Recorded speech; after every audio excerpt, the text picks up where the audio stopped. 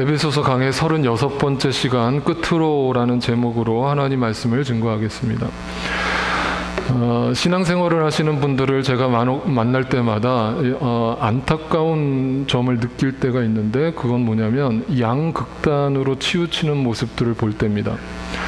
특별히 어떤 소위 말해서 영적이다라고 얘기하는 교회를 가보면 그 교회 목사님들의 설교를 듣고 성도님들의 반응을 보면 막 신비적인 거에 몰입돼가지고 그것만이 하나님의 역사고, 그걸 경험하지 않은 사람들은 다 이렇게 이상한 눈으로 정말 바보 같은 사람들로 쳐다보는 그런 묘한 시선이 느껴집니다. 그래서 그런 교회 가면 방언 안 하면 정말 바보 취급당하고, 막 성령의 예언을 받지 못하면 바보 취급을 당하는, 죄송합니다, 성경에는 그런 식의 영적인 역사를 기록한 적이 없습니다.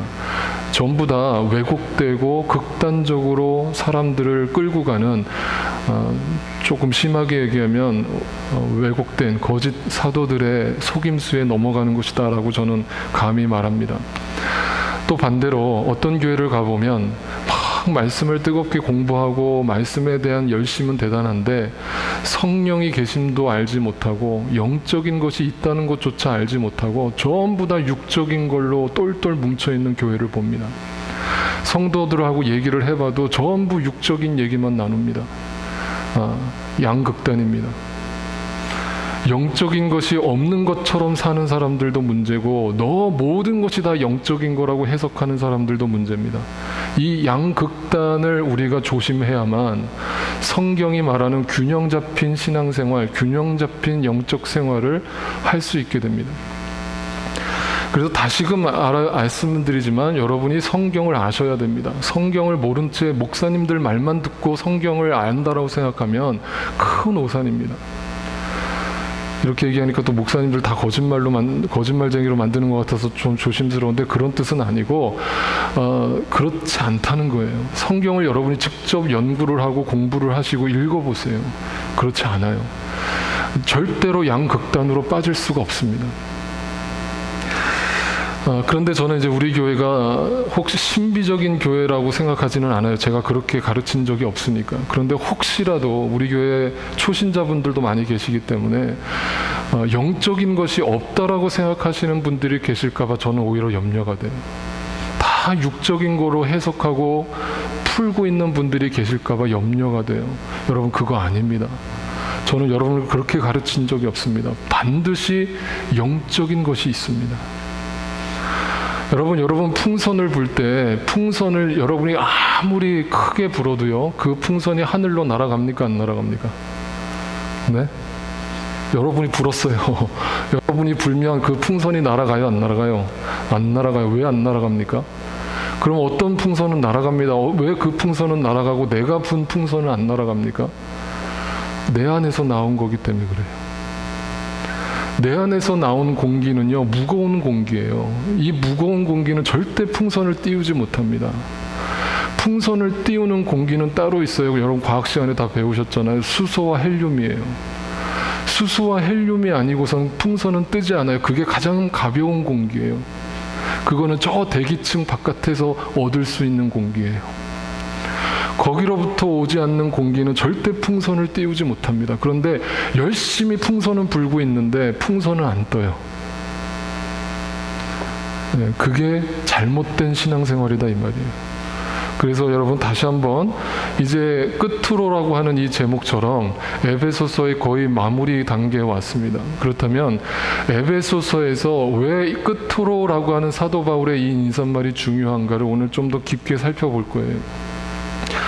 에베소서의 결론을 내리면서 사도 바울이 무엇을 강조하고 있는가를 여러분과 함께 살펴보기 전에, 지금까지 여러분이 거의 1년 가까이, 우리가 1월 1일부터 에베소서 강의를 시작했는데 지금 이제 11월 달을 앞에 두고 있으니까 거의 10개월을 에베소서를 묵상했습니다. 과연 어떤 말씀들을 우리가 묵상했는지 다시 한번 정리를 해드리는 차원에서 말씀드릴게요.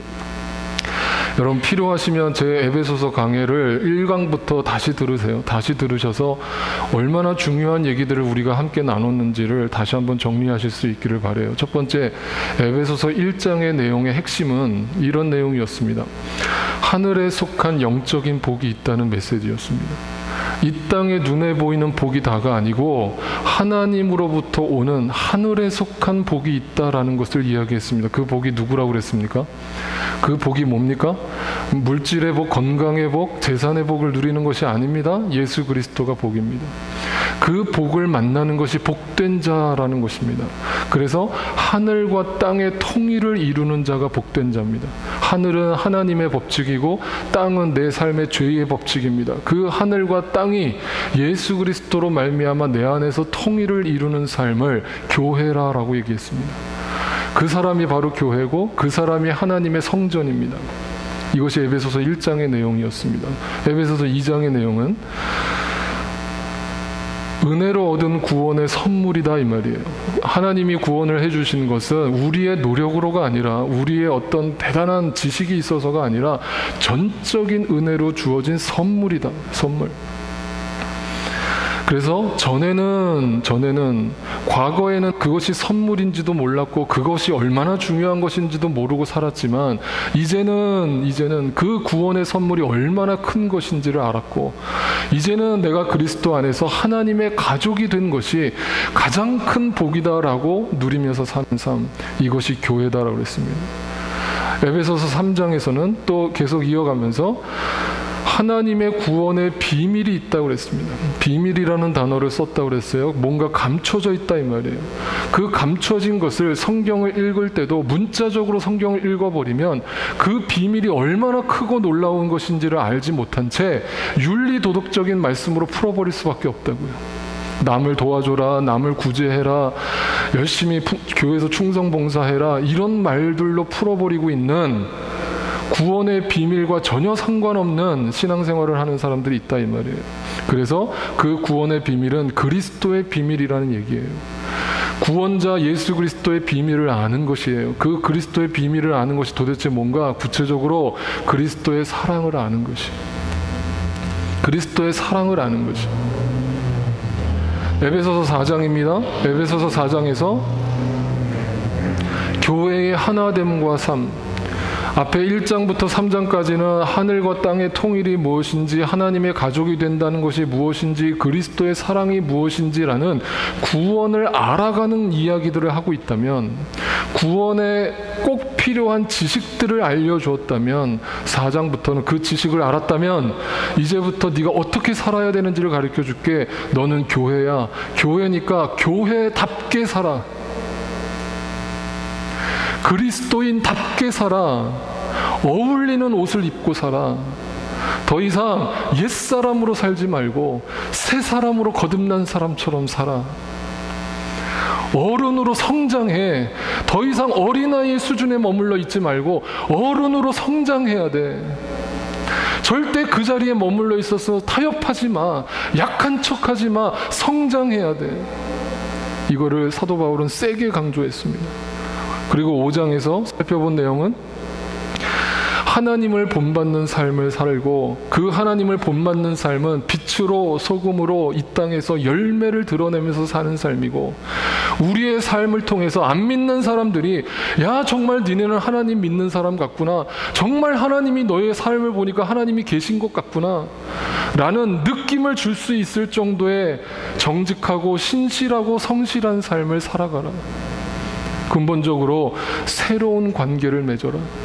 남편과 아내의 관계가 달라지고, 부모와 자식의 관계가 달라지고, 종과 주인의 관계가 바뀌어지는 새로운 관계의 열매를 맺어라. 서로 순종해라. 이것을 우리가 지난 시간까지 5장까지의 내용으로 살펴봤습니다. 그러면 이제 6장의 결론은 어떻게 납니까? 에베소서 6장의 결론은 이 모든 것들을 다 통합적으로 이야기해서 그리스도를 아는 것, 그리고 그리스도인을 아는 것답게 살아가려면 가장 중요한 것이 있다. 그게 뭐냐? 영적 전쟁이 필요하다.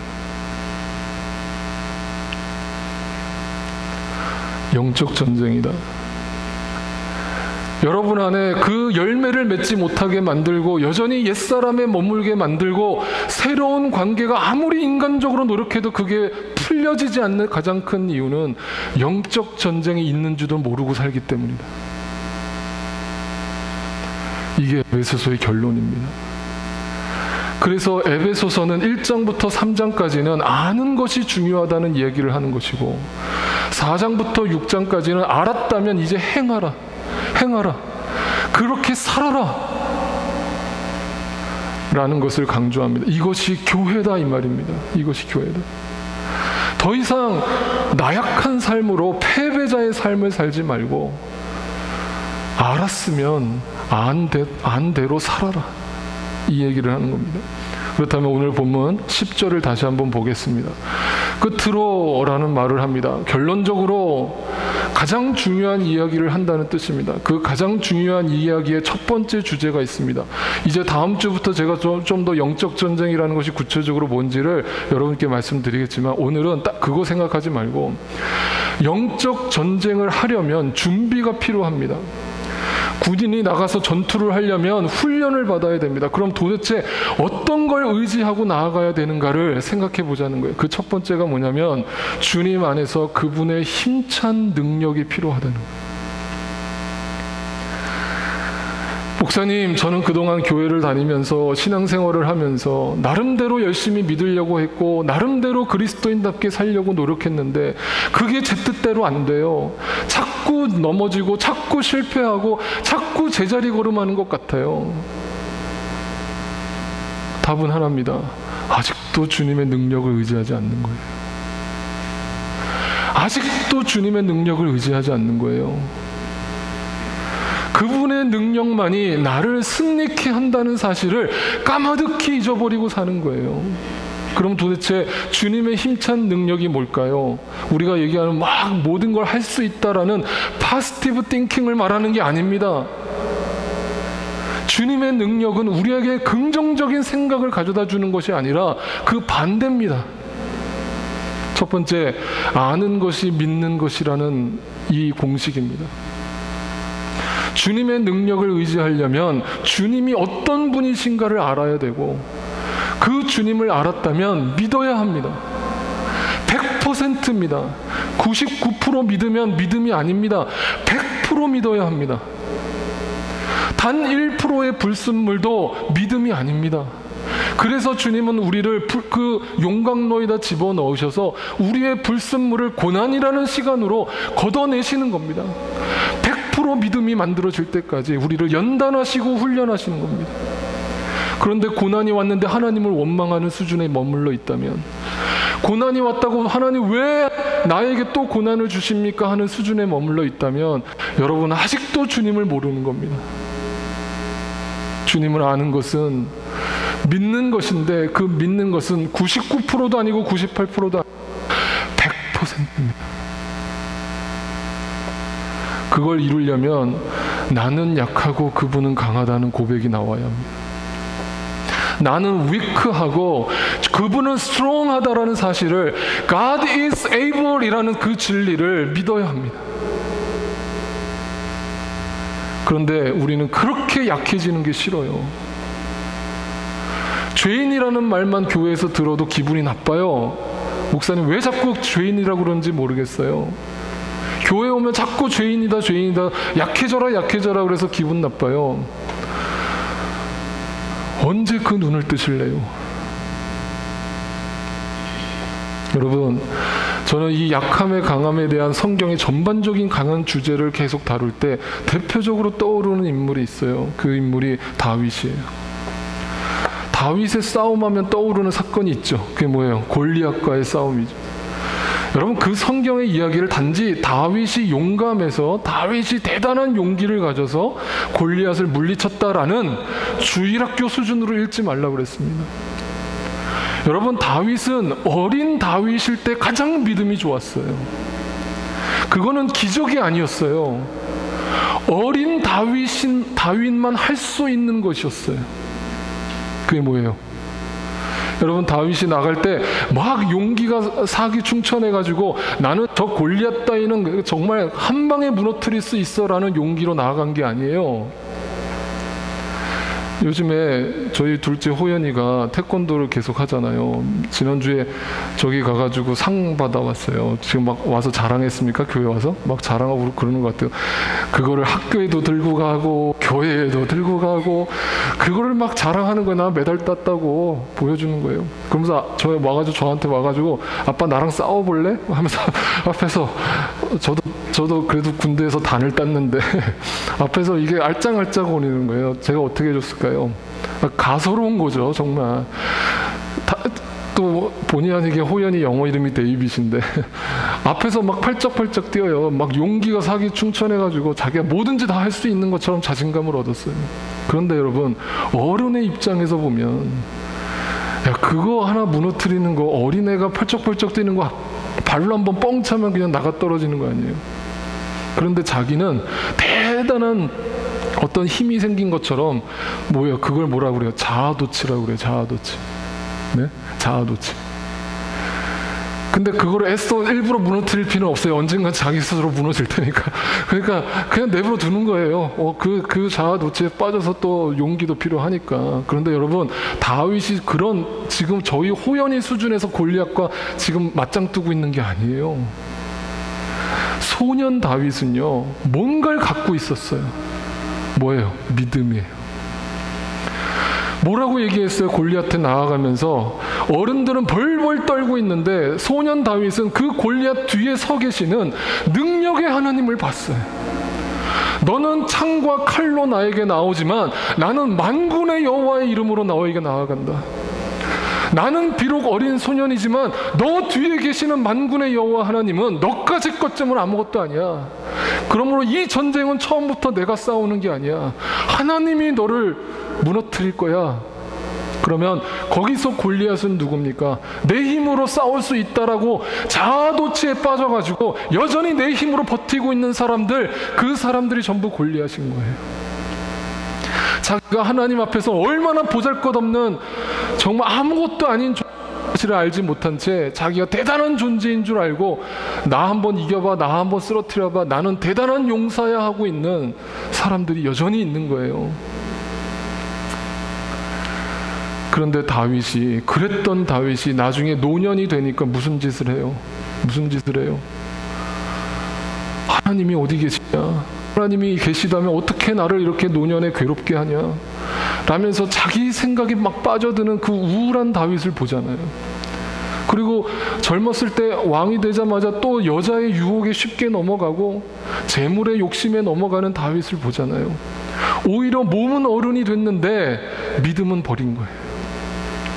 그러면 이 이야기에서 주는 가장 중요한 핵심은 뭐냐면 우리 모두가 골리앗이 되지 말고 소년 다윗이 돼야 된다, 이 말이에요. 그래서 예수님은 어린 아이같이 되지 않으면 너희가 천국에 못 들어간다. 정말 어린아이와 같이 100% 주님을 의지하고 믿는 믿음이 없으면 너희는 절대 이 싸움에서 온전히 승리할 수 없다. 그 이야기를 하는 거예요. 여러분, 약함이 축복이에요. 약해지는 것이 축복이에요. 약해지는 것이 복이에요. 주님의 힘찬 능력을 의지하려면 여러분이 약해져야 합니다. 여러분이 아직도 주님의 힘찬 능력을 경험하지 못하는 이유는 여러분이 강한 척을 하기 때문이에요. 세 번째, 나는 패하고 그분은 승리해야 합니다. 나는 패하고 그분은 승리해야 됩니다. 성경에 볼 때 또 중요한 사람의 이야기가 나오는데 창세기에 보면 야곱의 싸움이 나와요. 야곱은 이름처럼 그 형 에서의 발꿈치를 붙잡고 태어날 정도로 욕심의 사람이었어요. 이기적인 사람이었어요. 그 야곱이 형 아버지를 속이고 형을 속이고 그 장자권을 얻어서 그 결과가 뭐예요? 욕심대로 산 결과가 뭐예요? 도망치는 거잖아요. 그래서 그 광야에서 혼자 돌베개를 베고 누워가지고 그곳에서 이제 아무것도 의지할 것이 없는 외로움에 빠지잖아요. 그리고 라합과 결혼하고 레아와 결혼해서 온 재산을 많이 얻어가지고 내려오는데 다시 가족 고향 땅으로 돌아오는데 누가 두려워요? 누가 무서워요? 형을 만나는 게 두려워요. 형이 나한테 복수의 칼을 갈고 있는 게 두려워요. 그러니까 어떻게 해요? 종들과 자기 부인들은 다 야복강을 건너 보내고 자기는 야복강 나루터에 앉아가지고 못 건너가고 거기서 밤을 지새우는 거예요. 그때 누가 찾아와요? 야곱에게 하나님의 천사가 나타나서 야곱하고 씨름을 합니다. 우리말로 씨름이라고 번역했지만 싸움이에요. 원어적으로 보면 싸움이는 거예요. 하나님과 인간이 최초로 싸우는 장면이 바로 그 장면입니다.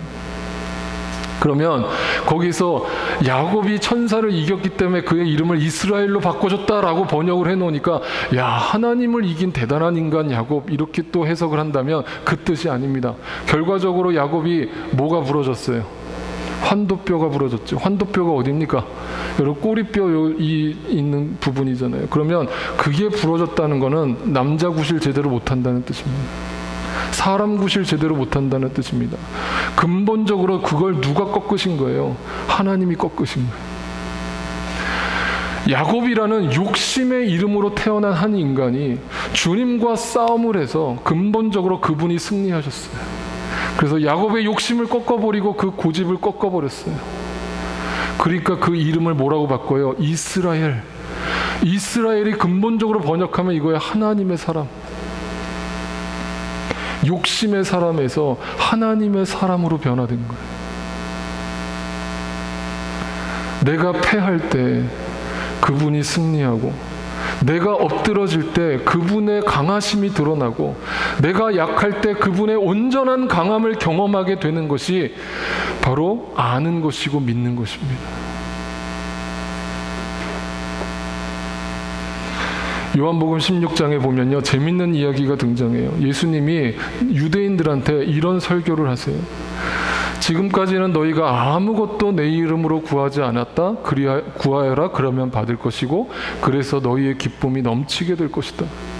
이렇게 얘기를 하니까 뭔 얘기를 하냐면 이게 유대인들한테 하신 얘기란 말이에요. 그러면 당시 유대인들은 어떤 사람들이냐면, 지금도 그렇지만 유대인들은 무조건 율법적으로 하루 3번 기도하는 사람들이에요. 아침, 점심, 저녁으로.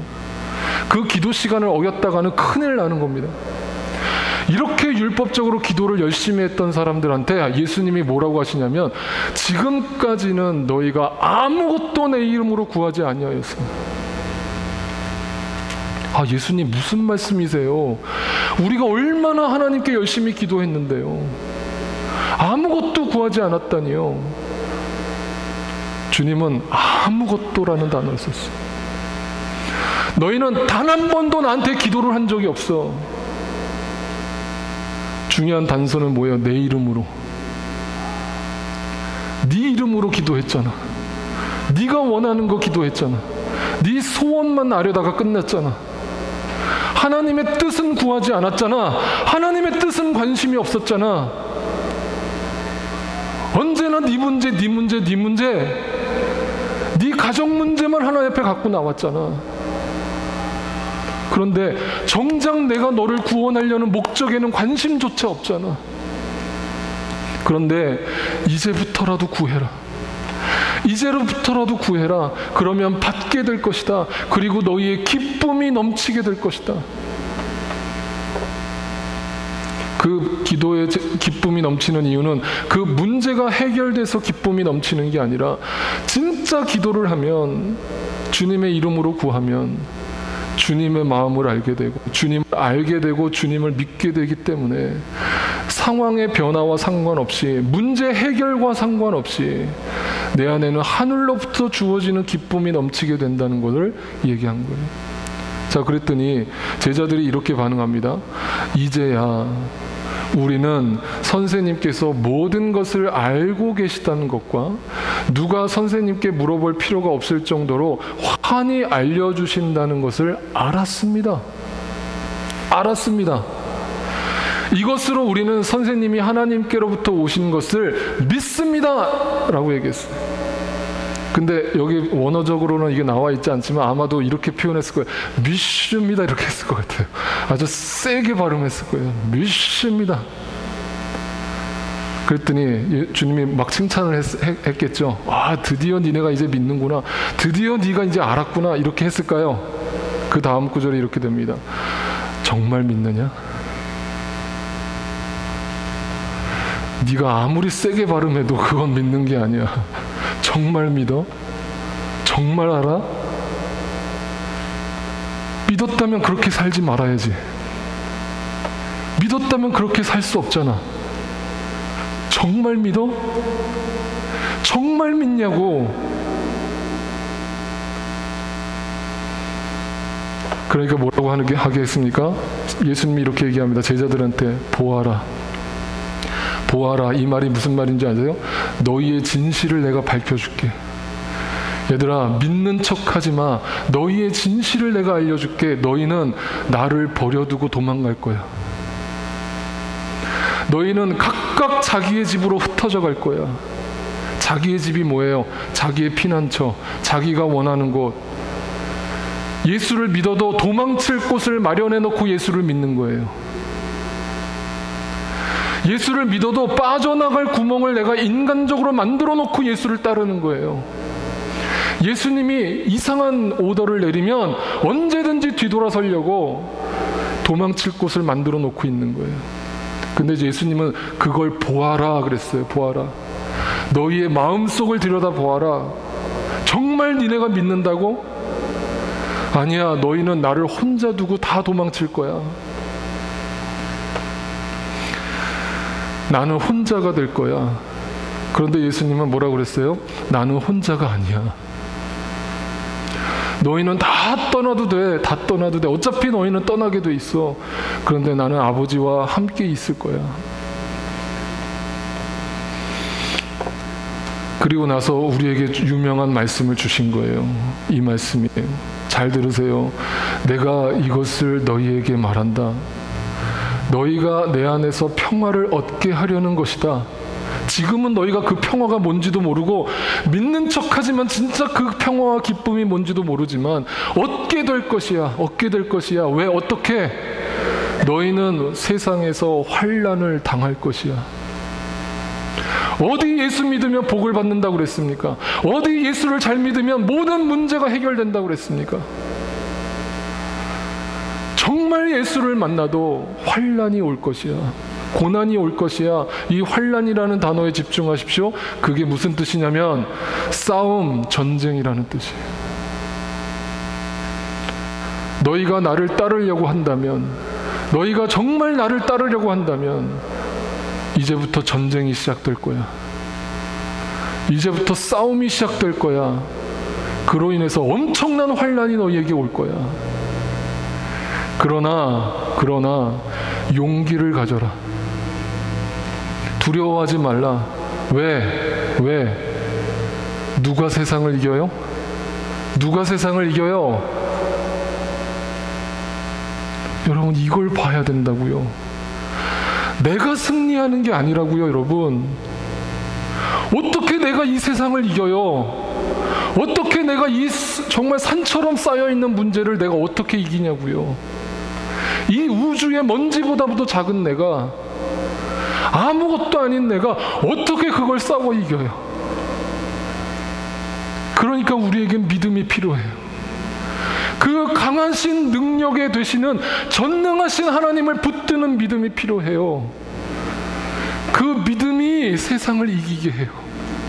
그 세상은 지금 여러분이 처해 있는 고난이에요. 미래가 아니에요. 과거가 아니에요. 지금이에요. 왜? 세상은 사탄의 논리대로 흘러가고, 사탄은 어떻게 해서든 당신이 저 하늘에 속한 자가 안 되도록 육에 속한 것만 바라보게 하려고 이 세상에 있는 모든 것들을 가지고 여러분을 유혹하고 넘어뜨리려고 작정하고 우는 사자처럼 덤벼드니까 환난이 올 거예요.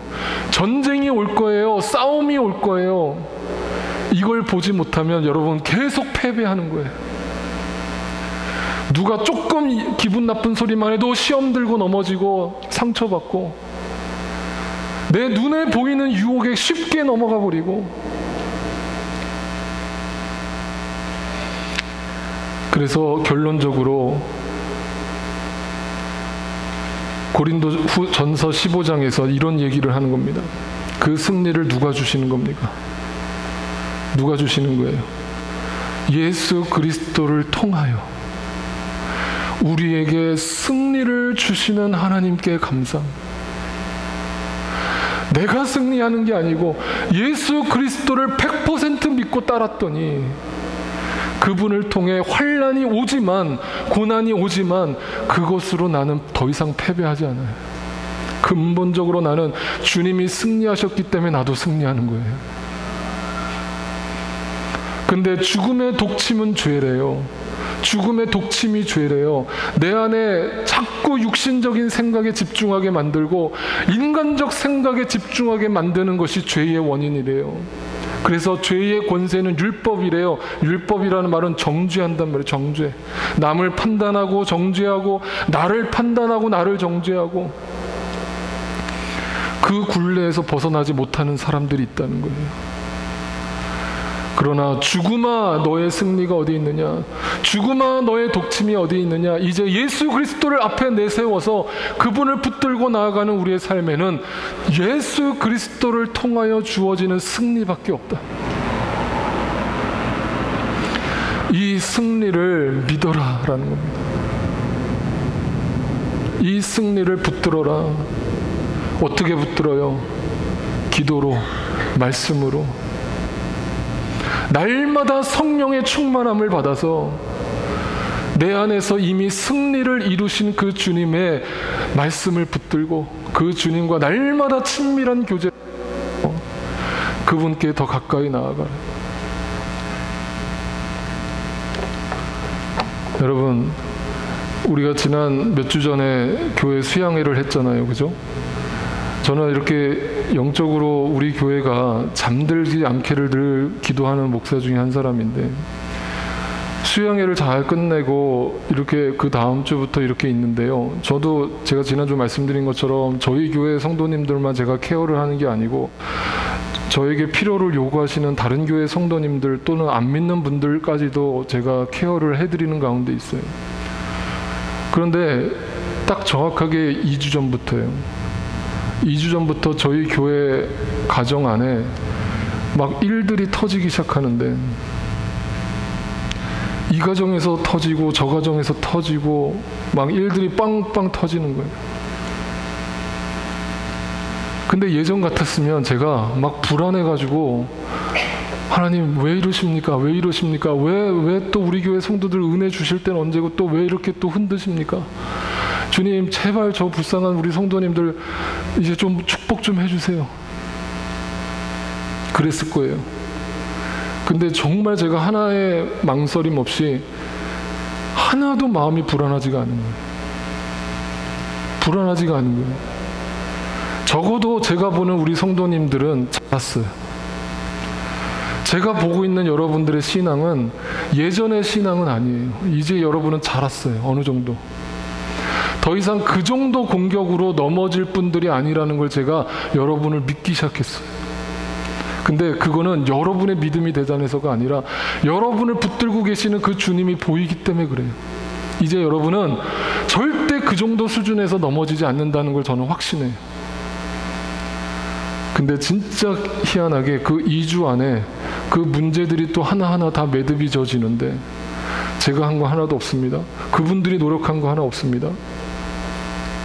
지금도 컨티뉴해요.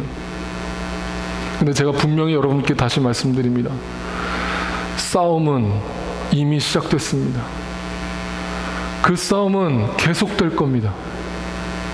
안심하지 마십시오. 나태하지 마십시오. 영적으로 눈을 뜨십시오. 그리고 싸우십시오. 진짜 싸워야 할 대상과 싸우십시오. 애꿎은 남편 괴롭히지 말고, 애꿎은 아내 괴롭히지 말고, 애꿎은 부모만 원망하지 말고, 애꿎은 자식 탓만 하지 말고, 진짜 그걸 흔들어 놓고 있는 대상이 누구인지를 알고 그 대상과 영적으로 전쟁을 벌이십시오. 누구를 의지하여? 예수 그리스도를 의지하여. 예수 그리스도를 의지하여. 다윗처럼 어린 소년이 되십시오. 야곱처럼 환도뼈가 부러지십시오. 그래야만 하나님이 여러분에게 온전히 역사할 수가 있습니다. 승리하십시오. 아닙니다. 이렇게 얘기합시다. 여러분 승리할 겁니다. 이미 주님이 승리하셨습니다. 반드시 승리할 겁니다. 그 믿음만 갖고 사십시오. 오늘 본문 제목을 끝으로라고 제목을 삼은 이유가 있습니다. 원문으로 이 제목을 살펴보니까 이 끝으로라고 하는 제목이 단지 끝으로 마지막으로 라는 고백이 아닙니다. 원어적으로 살펴보면 이런 뜻입니다. 끝으로라고 하는 제목은 원어적으로 보면 남은 시간 동안 반드시 이제부터 라는 뜻입니다. 끝으로 반드시 남은 시간 동안 이제부터는 싸우십시오. 승리하십시오. 기도하겠습니다.